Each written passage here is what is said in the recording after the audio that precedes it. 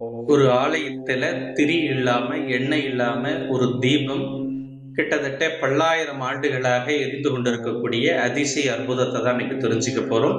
இந்த ஆலயம் எக்ஸாக்ட்டா எங்க இருக்குன்னு பார்த்தீங்கன்னா, ஹிமாச்சல பிரதேசத்துல கோங்க்ரா மாவட்டத்துல அமைந்திருக்கக்கூடிய ஜுவாலாமுகி தேவியினுடைய ஆலயம் இது.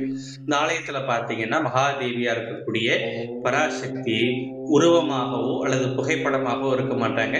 9 ஜோதிகளாகத்தான் அங்க காட்சி தெரியும். அதாவது பாறையினுடைய இடுக்குல எந்த விதமான எண்ணெயோ அல்லது திரிகளோ இல்லாம தானாக ஒரு சுடர் மேலெழுந்து வந்து பக்தர்களுக்கு காட்சி தந்துட்டு இருக்கக்கூடிய அதிசயத்தை இன்று வரை நம்ம பார்க்க முடியும்.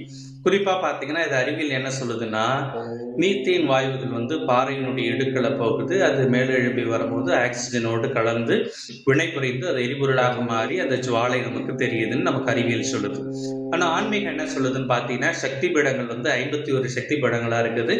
அந்த 51 சக்தி பீடங்கள்ல மிக முக்கியமான சக்தி பீடம் என்பது இந்த ஜுவாலாமுகி தாயினுடைய இந்த ஆலயம். குறிப்பா பாத்தீங்கன்னா, சக்தி பீடம் பாத்தீங்கன்னா தட்சனுடைய யாகத்துல சிவபெருமான் அவமதிக்கப்பட்டதை அறிந்தும் தந்தையுடைய யாகம்ன்றதுனால அன்னை சதி அங்க போறாங்க. அவங்களும் அவமானப்படுத்தப்படுறதுனால தன்னை அங்க வந்து தீக்கு தியாகம் ஆக்கி கொள்கிறாங்க. அந்த அந்த உடல் எடுத்து சிவபெருமான் அங்கும் இங்கும் அலைந்து திரியும் போது உலகமே அழிவை நோக்கி போயிடும்னு காக்கும் கடவுளா இருக்கக்கூடிய மகாவிஷ்ணு தன்னுடைய சுதர்சன சக்கரங்களால தேவியினுடைய உடலை பல கூறு பாகங்களாக அந்த சுதர்சன சக்கரத்தால அவங்க வந்து டிவைட் பண்ணாங்க. அதுல ஒவ்வொரு பாகங்களும் விழுந்தது 51 பாகங்களா விழுது. அந்த 51 பாகங்கள் தான் சக்தி பீடமா இருக்குது. அதுல நாக்கு விழுந்த பகுதி தான் இந்த ஜுவாலாமுகியினுடைய ஆலயம். இந்த ஜுவாலாமுகி தேவியினுடைய ஆலயத்துல 9 தீபங்கள் பாறையினுடைய இடுக்கல தானா எரிஞ்சுக்கிட்டே இருக்கும். அதுல முதன்மை தீபமா மகாகாளியினுடைய சொரூபமாக அங்க